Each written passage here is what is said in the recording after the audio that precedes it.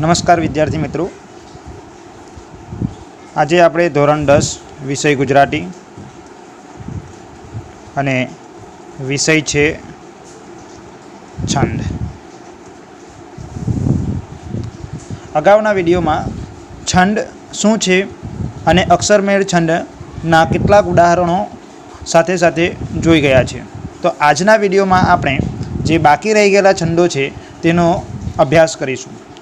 તો સૌથી પહેલાં એક અક્ષરમેળ છંદમાં અનુષ્ટુપ છંદ બાકી રહ્યો છે, તેના પર ચર્ચા કરીશું. અનુષ્ટુપ છંદ સૌથી પ્રાચીન છંદ છે.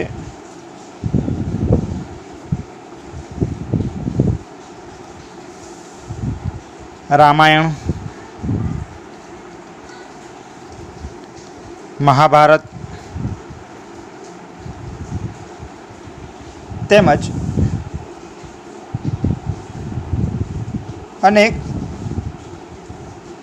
સંસ્કૃત પ્રશિષ્ટ કાવ્યોમાંથી ગુજરાતી ભાષામાં ઉતરી આવ્યો છે.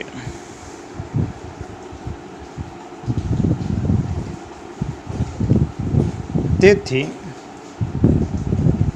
અનુષ્ટુપ છંદને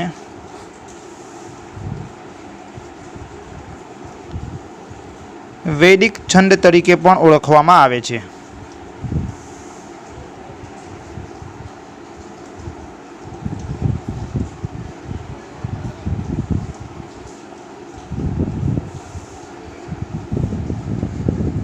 આમાં સૌથી વધુ મહત્વની વસ્તુ છે કે વૈદિક છંદ. વૈદિક એટલે પ્રાચીન, સૌથી જૂનામાં જૂનો છંદ છે. તો અનુષ્ટુપ છંદનું બંધારણ જોઈએ.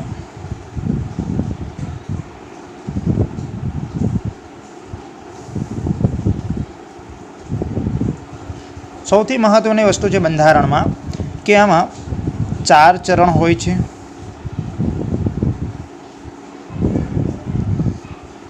અને લઘુ ગુરુ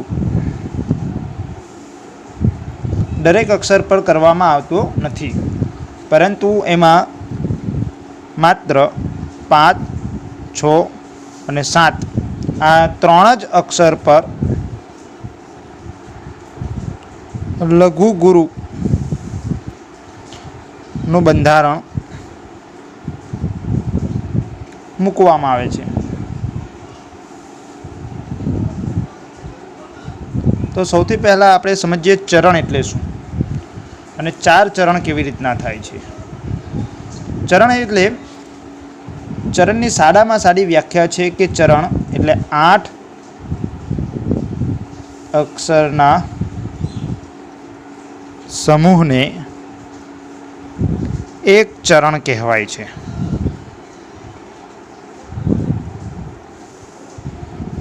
ઉદાહરણ તરીકે જોઈએ, જાણે કે ચરણ 1. ચરણ 1માં અક્ષર કેટલા છે? 8. એટલે 1, 2, 3, 4, 5, 6, 7, 8. આ 8 અક્ષર થઈ જાય એટલે ચરણ 1 થયા. એવા કેટલા ચરણ જોઈએ છે? 4 ચરણ. બીજું ચરણ 2. 1, 2, 3, 4, 5, 6, 7, 8. ચરણ 3. 1, 2, 3, 4, 5, 6, 7, 8. તેવી રીતના ચરણ 4. 1, 2, 3, 4, 5, 6, 7, 8 ચરણ આવી ગયા. એટલે એક પંક્તિ પૂરી હોય તેમાંથી 8 અક્ષરનો એક સમૂહ થાય. આ સમૂહને ચરણ 1 કહેવાય. બીજી પંક્તિ એટલે એના બાજુમાં જે પંક્તિ હોય એમાં 8 અક્ષર હોય તેને ચરણ 2 કહેવાય. એટલે કુલ 4 ચરણો આવે છે. હવે એમાં શું કીધું કે લઘુ ગુરુ દરેક અક્ષર પર કરવાના હોતા નથી. બંધારણ મૂકવાનું નથી. આમાં માત્ર આપણે 3 જ અક્ષર મહત્ત્વના છે અને એ કયા કયા છે? એ છે 5 નંબરનો, 6 નંબરનો, 7 નંબરનો. આ 3 જ અક્ષર પર આપણે લઘુગુરુ કરવાનું હોય છે. તો ચરણ 1, 2, 3 અને 4માં જે 5મો અક્ષર છે તે હંમેશા લઘુ હોય. કેવો હોય છે? લઘુ હોય છે. દરેક ચરણમાં 5મો અક્ષર લઘુ હોય છે. દરેક અક્ષરમાં 5મો અક્ષર લઘુ હોય છે. ત્યારબાદ 1 થી 4 ચરણમાં દરેક 6ઠ્ઠો અક્ષર જે છે તે ગુરુ હોય છે. શું હોય છે? આ ગુરુનું ચિહ્ન છે. આપણે આ વિડીયો 1માં લઘુ અને ગુરુના ચિહ્નો બરાબર જોઈ ગયા છે, તે એકવાર ફરી જોઈ લેવું. હવે મહત્ત્વની વસ્તુ શું છે કે 5 નંબરનો અક્ષર દરેક ચરણમાં લઘુ થઈ ગયો. 6 નંબરનો અક્ષર જે છે તે દરેક ચરણમાં ગુરુ થઈ ગયો. હવે મહત્ત્વની વસ્તુ છે 7મા નંબરનો અક્ષર. તો આમાં આપણે વસ્તુ એ યાદ રાખવાનું કે એકી અને બેકી કરી દેવું. એકી એટલે શું? કે ચરણ 1 અને ચરણ 3 આ એકી સંખ્યા છે. એટલે ચરણ 1 અને ચરણ 3માં 7મો અક્ષર જે છે, 7મો અક્ષર જે છે તે ગુરુ થાય. કયો થશે ભાઈ? ગુરુ થઈ જશે. પહેલા અને ત્રીજા ચરણમાં 7મો અક્ષર ફરજિયાત ગુરુ થશે. તેવી જ રીતના ચરણ 2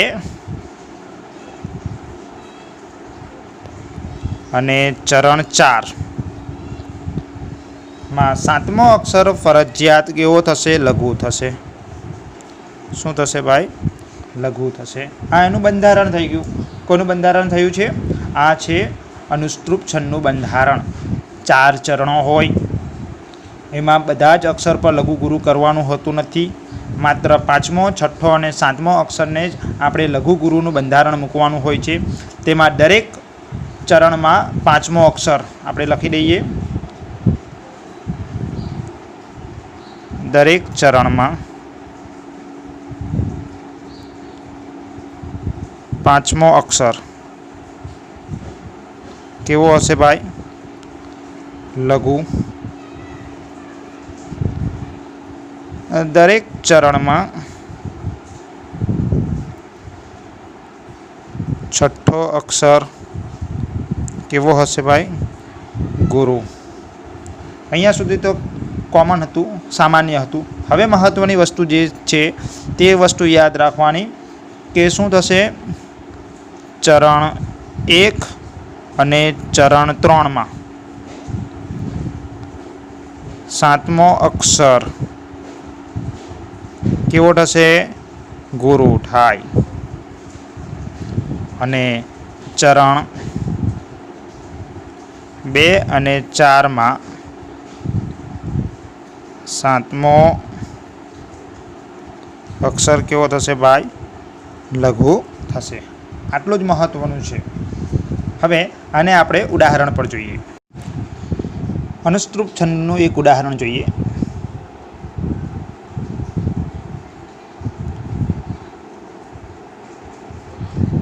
ધાન્યના ઢગલા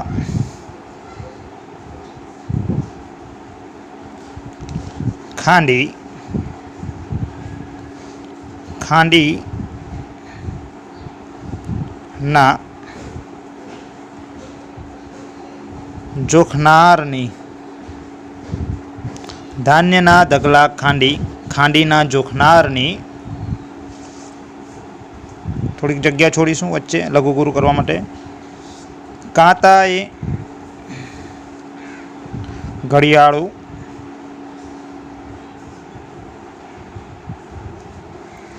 ના જોખાતી જિંદગી અહીં. તો સૌથી પહેલાં આપણે અક્ષરો 8-8ની ગણતરીમાં મૂકીશું. હવે એના ઉપર અંક લખી દેવું, અથવા તો સીધા 5 ગણી લેવા, 1 ગણી લેવા, 6 ગણી લેવા, 7 ગણી લેવા, અંક ગણી લેવા. પણ આપણે પહેલાં જ કીધું ચરણ પ્રમાણે આપણે કાર્ય કરીશું, એટલે ચરણ ક્યારે બનશે? 8 અક્ષરો થવા જોઈએ. તો આપણે જોઈએ 1, હવે જોડાક્ષર છે તો એક જ ગણવાનું, એટલે 2, 3, 4, 5, 6, 7, 8. 8 થઈ ગયા છે. હવે ફરીથી અગાડી એક નંબરથી શરૂ કરીશું. 1, 2, 3, 4, 5, 6, 7, 8. હવે ચરણ 3માં જશું. 1, 2, 3, 4, 5, 6, 7, 8. આ થઈ ગયો ચરણ 3. 1, 2, 3, 4, 5, 6, 7 અને 8. તો સૌથી પહેલાં આપણે શું જોઈશું કે ચરણ 1 થી 4માં કયો અક્ષર? માત્ર 5મો અક્ષર કેવો હશે? લઘુ હશે. તો તમે જુઓ છો અહીંયા ગ છે, એક લઘુ છે. ચરણ 2માં 5મો અક્ષર ખ છે, એ પણ લઘુ છે. ચરણ 3માં 5મો અક્ષર ડી. હવે જો આપણે અગાડી કીધું છે ભાઈ રસ્વઈ ને દીર્ઘઈ, બરાબર? તો આ શું છે? આપણો લઘુ અક્ષર છે. અને ચરણ 4માં 5મો અક્ષર છે દ, તો એ કેવું છે? લઘુ છે. તો દરેક ચરણમાં 5મો અક્ષર ફરજિયાત લઘુ આવે. ત્યારબાદ છઠ્ઠો અક્ષર જોશું. તો છઠ્ઠો અક્ષરમાં લા છે એટલે આ આવી ગયો. અને આ સ્વર શું છે ભાઈ? એ ગુરુ છે. ના સ્વર છે એમાં આ છે એટલે ગુરુ છે. યામાં આ છે એટલે એ ગુરુ છે. અને ચોથા ચરણમાં ગી એટલે દીર્ઘઈ છે, તેથી એ ગુરુ થયું. હવે મહત્ત્વની વસ્તુ છે કે ચરણ 1 અને 3, એટલે સમજી ગયા ને? આ ચરણ 1 થયું, અહીંયા સુધી ચરણ 1, અહીંથી ચરણ 2, અહીંથી ચરણ 3 અને અહીંથી ચરણ 4 શરૂ થાય છે. તો હવે શું યાદ રાખવાનું છે કે પહેલા અને ત્રીજા ચરણમાં ફરજિયાતપણે 7મો અક્ષર કેવો હોય છે ભાઈ? ગુરુ હોય છે. 7મો અક્ષર કેવો હોય છે ભાઈ? ગુરુ હોય છે. તો આવી ગયો, આ ગુરુ થઈ ગયો. તેવી જ રીતના આ ચરણ થયું 1, આપણે આમ લખી દઈએ. ચરણ 1 અને 3. અને આ બાજુ શું આવશે? ચરણ 2 અને 4. ચરણ 2 અને 4માં શું છે? 7મો અક્ષર કેવો આવશે? લઘુ.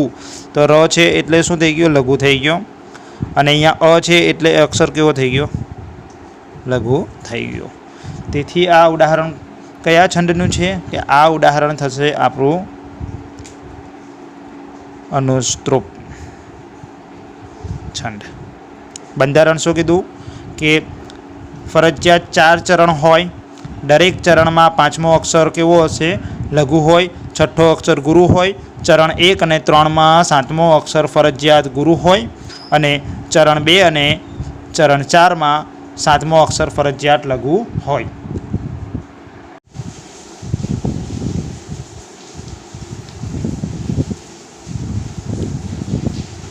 પહેલો હતો અક્ષરમેળ છંદ, જેમાં અક્ષરોનું મહત્ત્વ હતું. હવે આ સંખ્યામેળ છે એટલે અક્ષરોની ખાલી સંખ્યા મહત્ત્વની છે.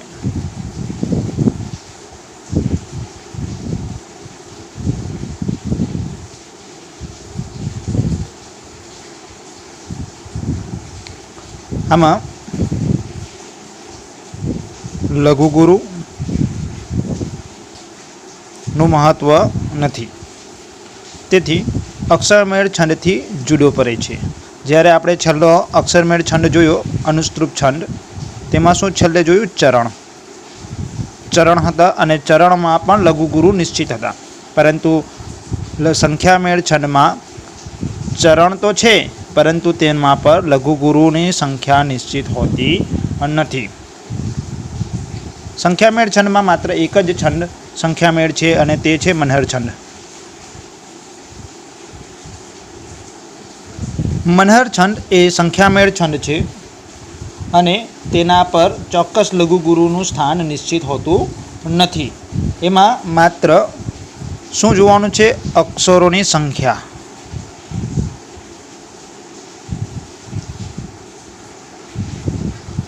સંખ્યા જોવાની છે.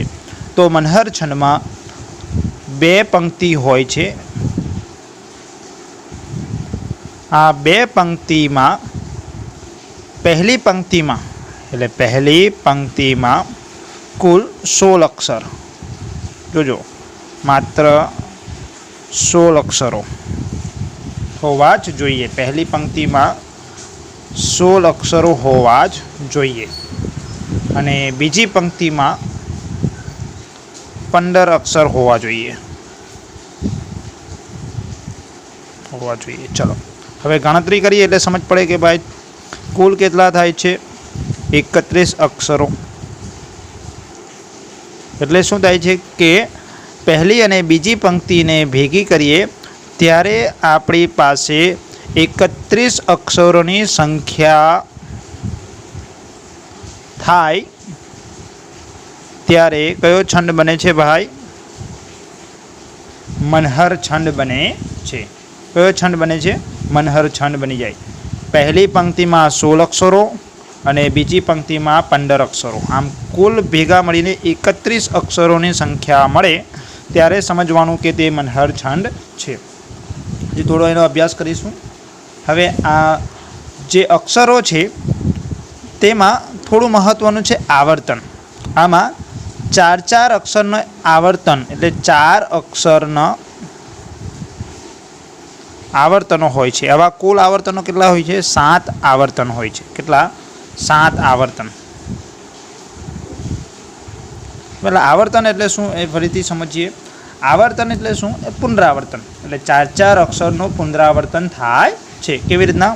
કે પહેલા 4 અક્ષર બોલાશે, પછી અટકી જવાશે, ફરીથી બીજા 4 અક્ષર બોલાશે એટલે અટકી જશે, અને ત્રીજા એવી રીતના 4 અક્ષર બોલાશે અને અટકી જશું. આવા કુલ કેટલા આવર્તનો થાય છે?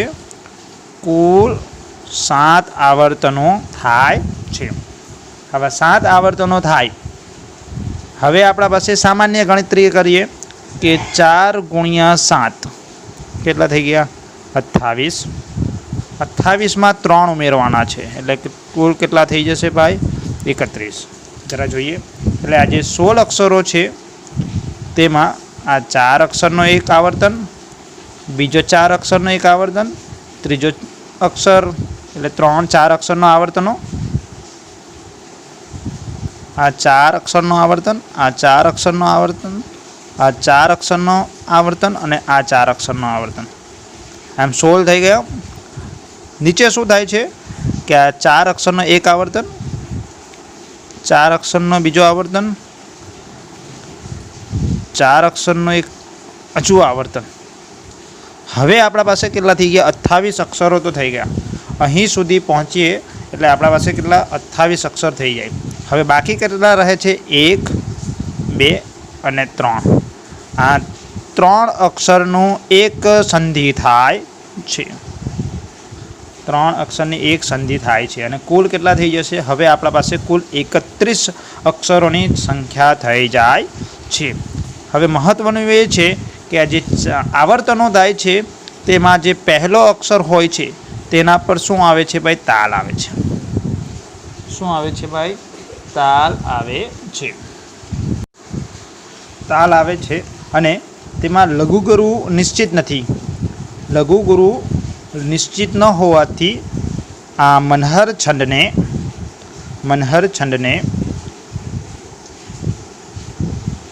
મુક્ત પદ્ય તરીકે પણ ઓળખવામાં આવે છે.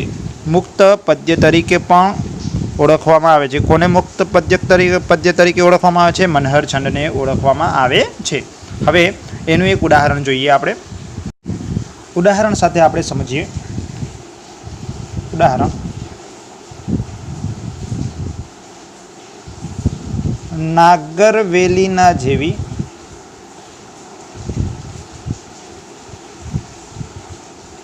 નાજુકડી નાર વાંકી,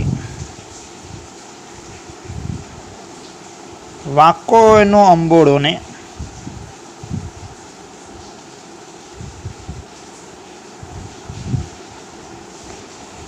વાંકા એના વેણ છે। હવે પહેલાં સૌથી પહેલાં તમે જોવો છો કે શું કહેવાય છે કે ભાઈ પહેલાં મનહર છંદમાં શું કરવાનું, લઘુ ગુરુ તો કરવાનું નથી। હવે તમે આને ઉચ્ચારણ કરો છો, બોલો છો, ત્યારે તમને સમજ પડે છે કે તમે ક્યાં ક્યાં એના આવર્તનો લેવ છો। જો નાગરવે, આ 1 2 3 અને 4, નાગરવે લેનીના જેવી, લીના જેવી, નાજુકડી નાર વાંકી, વાંકો એનો અંબોડો ને વાંકા એના વેણ છે। હવે તમે અહીં નાગરવેલી, તો ના થોડું ઉચ્ચારણ ભારે કરું છો, એટલે અહીં તમે એમ જોવા જઈએ તો તાલ આપો છો। નાગરવેલીમાં નાગરવે, આના પર તમે ભાર આપો છો। વેલીના જેવી, તો તમે જોજો કે લીના ઉપર વધારે ભાર આપો છો। તેવી જ રીતના ના પર થશે અને આ ના પર થશે। એટલે જો 1 2 3 4, આ 4 અક્ષરનો એક આવર્તન થયો, બરાબર। અને બીજું આવર્તન લી ના જેવી, તો આ બીજું આવર્તન થયો। પછી નાજુકડી, આ ત્રીજો આવર્તન થયો। નાર વાંકી, આ ચોથો આવર્તન થયો। હવે સંખ્યા ગણીએ તો મળીએ 4 ચોક 16, તો આપણા પાસે સામાન્ય છે કે 16 અક્ષર પહેલી પંક્તિમાં થઈ ગયા। બીજામાં જોઈએ વાંકો એનો, તો વાંકોમાં અહીં ભાર આપીએ છીએ, તાલ આપીએ છીએ, એટલે 4નો એક સેટ થઈ ગયો, આવર્તન થઈ ગયું। અંબોડોને, અંબોડોમાં ભાર આપી દીધો, આ બીજું થઈ ગયું। વાંકા એના, આ ત્રીજો આવર્તનમાં વાંકામાં થઈ ગયું, એટલે 4 ને 4 8 ને 4 12, કુલ થઈ ગયા વેણ છે। તો છેલ્લે આપણે આ 3 અક્ષરને એક સંધિ બને છે, અને આ કુલ કેટલા થઈ ગયા, 12 ને 3 15। હવે અહીંયા શું થઈ ગયું ભાઈ, અહીં કુલ 31 અક્ષરોની માત્ર સંખ્યા થાય છે। પહેલી પંક્તિમાં 16 અક્ષરની સંખ્યા અને બીજી પંક્તિમાં 15 અક્ષરની સંખ્યા, એટલે કુલ 31 અક્ષરની સંખ્યા થાય। અને આ કોનું ઉદાહરણ થઈ ગયું, આપણું મનહર।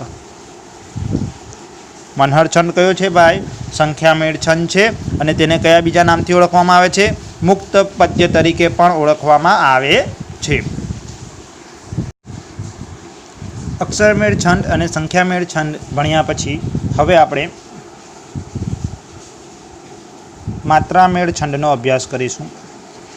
તો માત્રામેળ છંદ એ શું છે, એના વિશે થોડીક માહિતી આપણને ખબર હોવી જોઈએ। તો માત્રામેળ છંદમાં કોઈ ગણ વ્યવસ્થા હોતી નથી।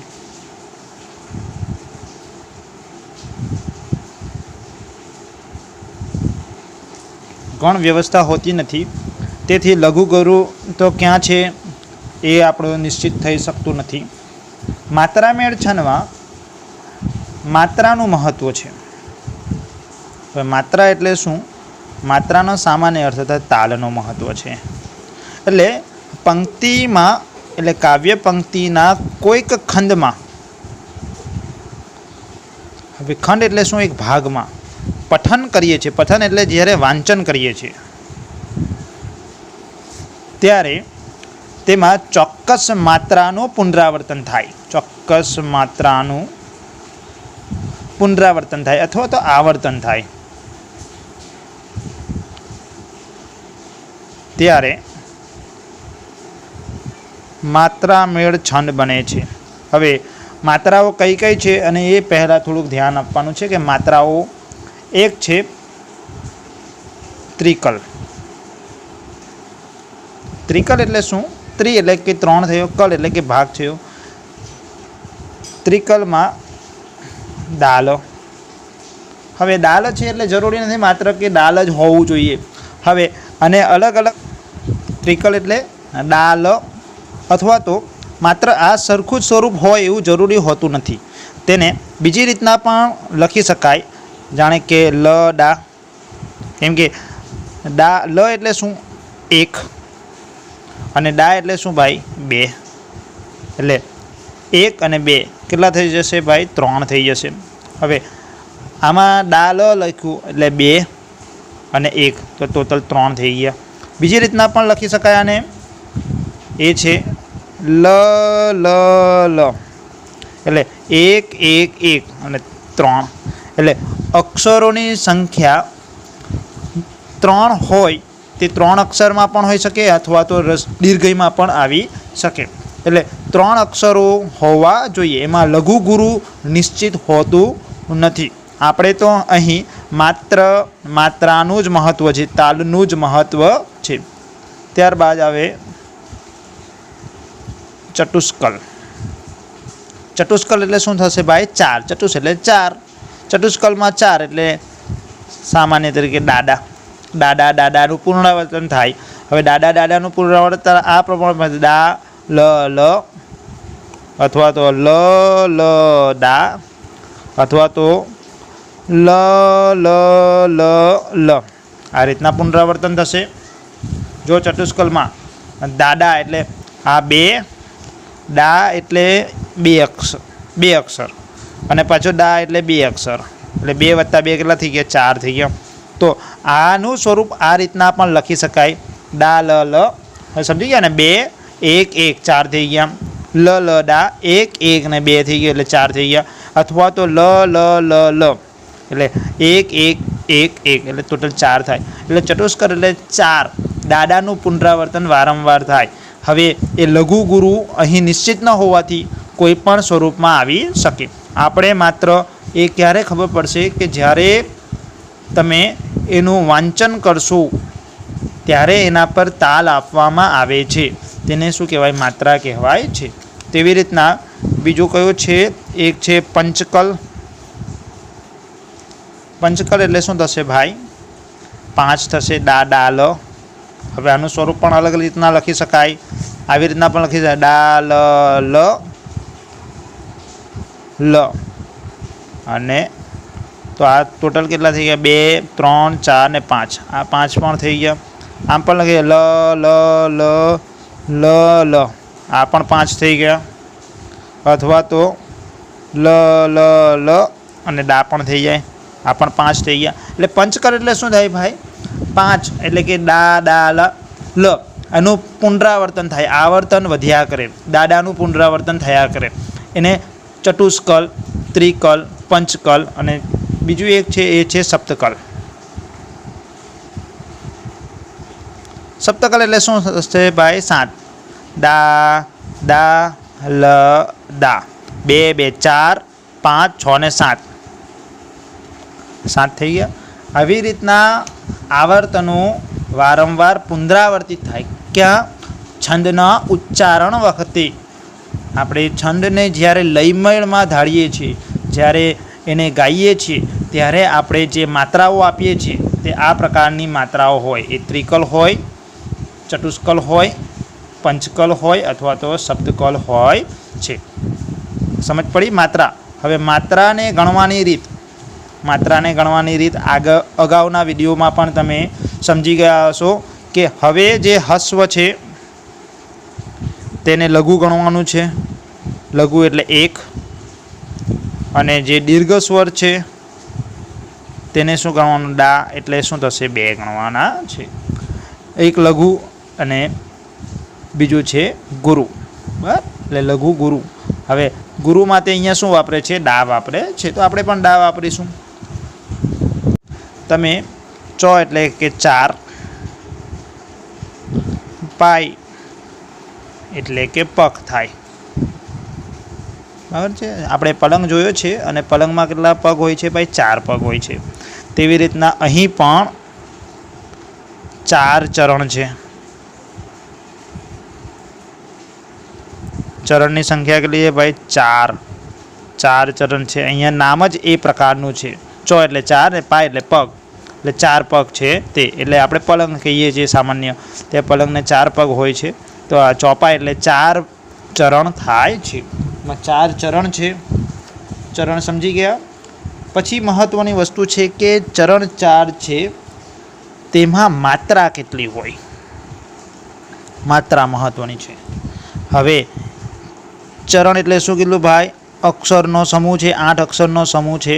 તો એક ચરણમાં જોજો, એક ચરણમાં દેખાય છે, એક ચરણમાં 15 માત્રા હોવી જોઈએ। કેટલે? 15 માત્રા, 15 માત્રા હોવી જોઈએ। અને સ્વરૂપ જોઈએ, હા 15 માત્રાનું સ્વરૂપ જોઈએ। આમાં દાદા, દાદા, દાદા, ગાલ। હવે જોજો, હવે પહેલાં કીધું ભાઈ ડા એટલે 2, ડા એટલે 2 એટલે 4 થઈ ગયો। ડા એટલે 2, ડા એટલે 2 4 થઈ ગયું। ડા એટલે 2 અને ડા એટલે 2। સામાન્ય અર્થમાં આપણે જે ચતુષ્કલ,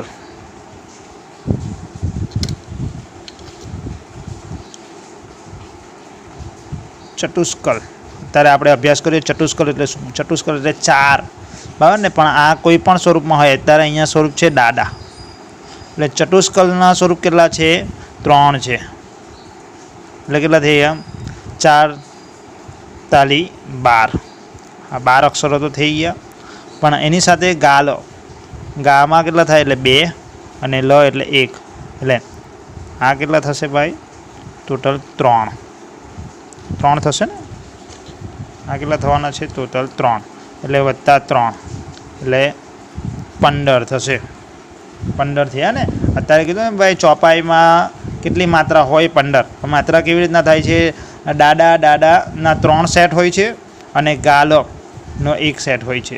એટલે કુલ મળીને 15 માત્રા થવી જોઈએ। જો અક્ષરોની સંખ્યા અહીંયા નિશ્ચિત નથી, લઘુ ગુરુ કરવાનું નથી, અહીં માત્ર તાલની સંખ્યા જોવાની, તાલ જોવાના છે, ક્યાં ક્યાં તાલ આવે છે, અને એમાં માત્રા દાદા, દાદા, દાદા, દાદાનું ઉચ્ચારણ થશે અને છેલ્લે ગાલ આવશે।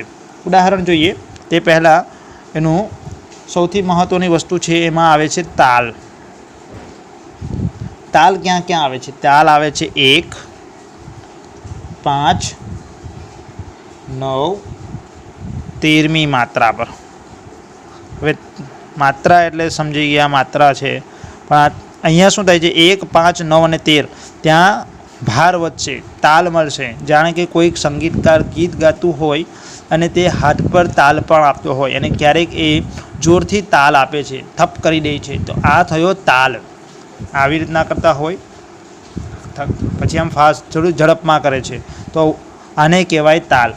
આ રીતના તાલ માત્રામેળ છંદમાં સૌથી મહત્ત્વનો ભાગ ભજવે છે।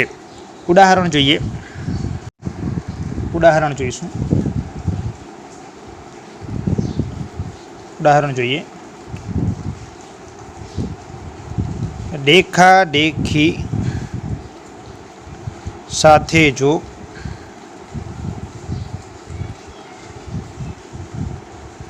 देखा देखी साथे जोग, पड़े पंड,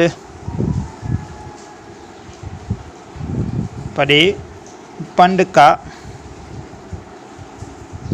वाघे रोग। હવે તમને સૌથી પહેલાં અહીં ચરણ દેખાય છે, અહીં માત્ર 2 જ ચરણ આપ્યા છે, 1 અને 2। એવું જરૂરી નથી કે માત્ર તમને 4 ચરણ આપે। પરીક્ષામાં કોઈ વખતે માત્ર 2 ચરણ આપ્યા હોય અથવા 1 ચરણ પણ આપ્યું હોય તો ગભરાવાનું નહીં। તો સૌથી પહેલાં શું કરવાનું છે કે તમારે એનું એકવાર ઉચ્ચારણ કરવું અથવા તો બોલવું। અહીં જો દેખા દેખી સાથે જોગ, પડે પંદ કા વાઘે રોગ। હવે દાદા, દાદા, દાદા, દા, દાદાનું ઉચ્ચારણ થાય છે। હવે કેવી રીતના? દા એટલે આપણો થઈ ગયો, દે એટલે 2, ખામાં આ છે એટલે 2, દેમાં લઘુ ગુરુમાં આપણે માત્ર હવે અહીંયા સંખ્યા મૂકવાનું, સંખ્યા મૂકવાથી સરળતાથી આપણે માત્રામેળ ઓળખી શકીએ। એટલે જો જે પણ અક્ષરમાં સ્વર દીર્ઘ છે તે આપણે ગુરુ કહીએ। તો અહીં ગુરુ છે, અહીં પણ ગુરુ છે, ગુરુ, ગુરુ। હવે 2 નો સેટ હતો દાદા, દેખા દેખી. હવે જો આ બે શબ્દ સાથે બોલાય છે, દાદા દાદા, દેખા દેખી, દેખા દેખી. હવે આનો એક સેટ થઈ ગયો, દાદા દાદા, સાથે એટલે દાદા. એટલે જો 2 2 4 6 7 8 9 10 11 12. જોગમાં શું થાય છે? અહીં ગા થશે, ગા, અને છેલ્લે શું થશે? લ. દેખા દેખી સાથે જોગ. જોજો ઉચ્ચારણ કેવું થાય છે. અહીંયા થાય છે દાદા દાદા દાદા ગાલ. દેખા દેખી સાથે જોગ, દાદા દાદા દાદા ગાલ. ઉચ્ચારણ થયું. હવે અક્ષરો ગણી કાર્ય કેટલા થઈ ગયા ભાઈ? 12 તો હતા જ અહીંયા, 13 14 ને 15. અહીંયા 15 અક્ષર થઈ ગયા, સોરી 15 માત્રા થઈ ગયા. અહીં માત્રાઓ 15 થઈ, એટલે કયો છંદ થયો આપણો માત્રા મેળમાં? એ થઈ ગયો ચોપાઈ. બીજી લીટી પણ જોઈએ. પંડે પંડ કા વાઘે રોગ. જોજો, પડે પંદ કા વાઘે રોગ. હવે અહીંયા પહેલાં જ કીધું ભાઈ, દાદાનો સ્વરૂપ છે, પણ દાદાના સ્વરૂપમાં પહેલાં લઘુ પણ આવી શકે, 2 લઘુ પણ આવી શકે, એક દાની જગ્યા પર 2 લઘુ પણ આવી શકે, બરાબર. અને આ જ રીતના સ્વરૂપ બંધાય છે. તો જો અહીં 1 2. હવે અહીંયા જો પંદ અનુનાસિક છે, તે શું છે? અનુનાસિક છે, પણ એ તીવ્ર છે, તેથી શું થશે? 2 અને 1. હવે તમે અહીંયા દાદા કરશો તો મળશે નહીં, બરાબર. કામાં 2, વાઘે રોગ 2 2, અહીં 2 અને 1. તો 1 3 4 5 6 7 8 9 10 11 12 13 14 ને 15. 15 માત્રા થઈ. એટલે પડે પંદ 4નો સેટ હતો ને. પડે પંદ કા વાઘે રોગ. અહીં બોલાય છે અને લખવામાં બંનેમાં ફરક પડે છે. એટલે એનું તાલનું સ્વરૂપ કેવું છે તે પ્રમાણે એની માત્રાઓ ગોઠવાય છે. આપણે તો માત્ર 15 માત્રા ઓળખાઈ જાય એટલે સમજી લેવાનું તે કયો છંદ છે, માત્રા મેળ છે, તે પણ કયો છે? ચોપાઈ છે, માત્રા મેળ છંદ છે. આમાં માત્રાની સંખ્યા કેટલી છે ભાઈ? 24. 24 માત્રાઓ છે, 24 માત્રાઓ છે. અને ચરણ આવશે 2 ચરણ આવશે. ચરણ કેટલા છે? 2. એનું સ્વરૂપ જોઈએ. એનું સ્વરૂપ મહત્વનું છે.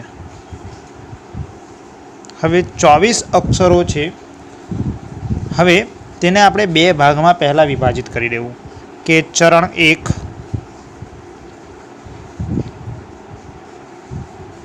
ચરણ 1 અને ચરણ 2.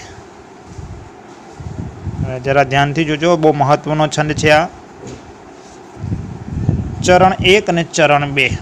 તો આમાં સૌથી પહેલાં શું થાય છે કે સ્વરૂપ સમજતા પહેલાં ચરણ 1 અને 2 તો સમજી ગયા. હવે કેટલી માત્રાઓ થવી જોઈએ? માત્ર 24 માત્રાઓ થવી જોઈએ. કેટલી માત્રાઓ થવી જોઈએ? 24. તો પહેલા ચરણમાં કુલ 13 માત્રા. કેટલી માત્રાઓ? 13 માત્રા. 13. અને ચરણ 2માં 11 માત્રા. હવે ગણી કાઢો કેટલી કુલ કેટલી થાય છે? 13 ને 11 કેટલી થશે ભાઈ? 24 માત્રા. 24 માત્રાઓ થઈ ગઈ ને. હવે સૌથી મહત્વની વસ્તુ છે કે ચરણ 1માં 11મો જે અક્ષર છે, 11મો જે અક્ષર છે તે ફરજિયાત કયા નંબરનો અક્ષર ભાઈ? 11મો અક્ષર. 11મો અક્ષર ફરજિયાત કેવો હોય? લઘુ જ હોય. કેવો હોય છે ભાઈ? લઘુ જ હોય છે. લઘુ હોય ફરજિયાત. અને હવે એનું બંધારણ જોઈએ. તેનું બંધારણ શું થશે ભાઈ? કે બંધારણ થશે દાદા દાદા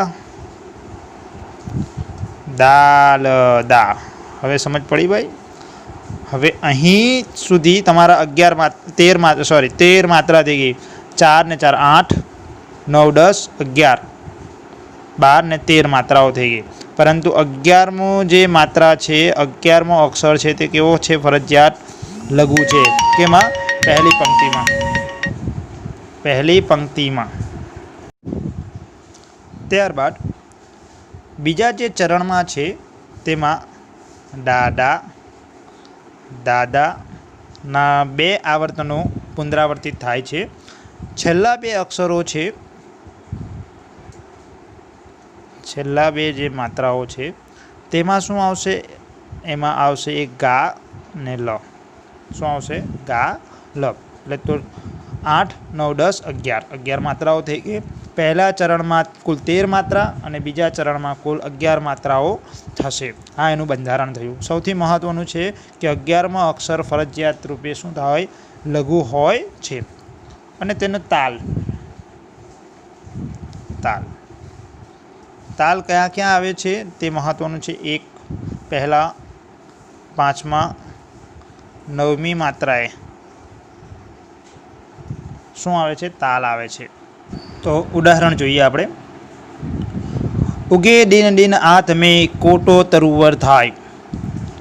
तो सौथी पहला शुं कीधुं कि दोहरो छंद में 2 चरण होय छे। तो चरण 1 अने चरण 2। हवे चरण 1 में कुल 13 मात्राओं थवी जोईए। तो जरा जोईए कई छे केटली थाय छे। उगे में 2 2 1 1 1 1 2 1 અને 2। हवे एमां सौथी महत्वनुं उच्चारण छे ताल। उगे दिन दिन आथ में। हवे लघु गुरु थई जाय पछी शुं करवानुं छे कि तेमां आपणे 11મી मात्रा जोईए ए कई छे।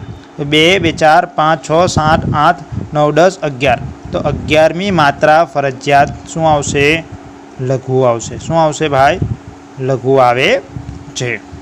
तो चरण 1 में कुल 13 मात्रा अने तेमां शुं ध्यान आपवानुं छे कि 11મી मात्रा लघु होवी ज जोईए। त्यारबाद बीजा चरण में जोईए कोटो एटले 2 2 1। हवे रू केवो छे नानो छे तेथी शुं थशे 1 1 1। कोटो तरुवर जोजो आ ल ल ल ल एटले डा डा स्वरूप में एनुं स्वरूप केवी रीतना कर्युं 4 ल में फेरवी काढ्युं अने छेल्ला में शुं छे भाई गा अने छेल्लो शुं आवशे ल। केटली मात्रा थई गई 2 2 4 5 6 7 8 9 10 અને 11 એટલે કુલ 11 માત્રા એટલે કુલ 13 અને 11 માત્રા ભેગી થઈને કેટલી થઈ છે ભાઈ કેટલી થઈ ગઈ 24 માત્રા એટલે કયો છંદ આવશે માત્રા મેળનો એ થશે ડોહરો।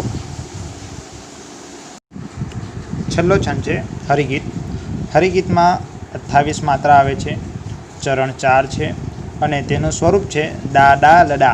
દાદા લડાના એટલે તમે જોઈ શકો છો કે દાદા લડા એટલે 2 2 4 5 6 અને 7 એટલે 7 માત્રાનો આવર્તન કેટલા થશે 4 આવર્તનો છે।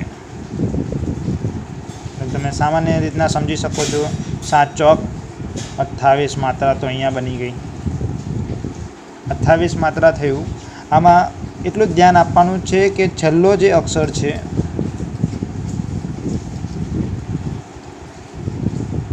ફરજિયાત કેવી રીતે થશે ભાઈ ગુરુ બને છે આટલું સમજવાનું છે। હરિગીત 28 માત્રા ચરણ 4 અને એનું સ્વરૂપ કયું છે દાદા લડાના કેટલા આવર્તનો થશે ભાઈ 4 આવર્તનો એટલે 28 માત્રા થશે।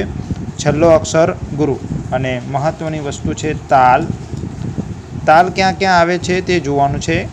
कुल ताल 8 छे 3 6 10 13 17 20 24 અને 27મી માત્રાએ આટલા તાલ આવે છે।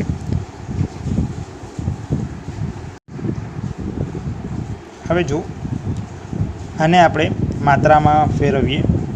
ભૂલો ભલે એટલે 2 2 ભલે એટલે 1, લે એટલે 2, બીજું બધું દીર્ઘઈ છે ભાઈ 2, બીજું બધું 1, 2, મા બાપને ભૂલશો નહીં, આ 2. જો ચિહ્ન કોઈ પણ પ્રકારના હોય, પ્રશ્નાર્થ ચિહ્ન, લઘુરેખા, ગુરુરેખા, એની ગણતરી લેવાની નહીં. 2 બાપના, 1, 2 ભૂલશો નહીં, 2, 1, 2, 1. હવે જરા જોજો, હવે જરૂર ધ્યાન આપજો. ભૂલો ભલે બીજું બધું, મા બાપને ભૂલશો નહીં. નહીંમાં તમે જો છો કે ઉચ્ચારણ નીચે થાય છે, અને નીચે થવાના કારણે અહીંયા ગુરુ હોવા છતાં તે લઘુ બને છે. લઘુ બનવાથી અહીંયા 1 છે. જોજો ફરીથી, ભૂલો ભલે બીજું બધું, મા બાપને ભૂલશો નહીં. ઉચ્ચારણ જ્યારે નીચું થાય, અહીં માત્રા નીચી જાય છે, તેના કારણે ગુરુ હોવા છતાં તે શું છે? લઘુ બને છે. આ ખાસ ધ્યાન આપવાનું. અને આ ક્યારે સમજ પડશે કે જ્યારે તમે એનું ઉચ્ચારણ કરો ત્યારે તમને સમજ પડશે. હવે કુલ સંખ્યા જોઈ લઈએ. 2, 4, 5, 6, 7, 8, 9, 10, 11, 12, 13, 14, 15, 16, 17, 18, 19, 20, 21, 23, 24, 25, 26 ને 1 28. એટલે 28 આવી ગયા. તેથી કયો છંદ થશે? હરિગીત થશે.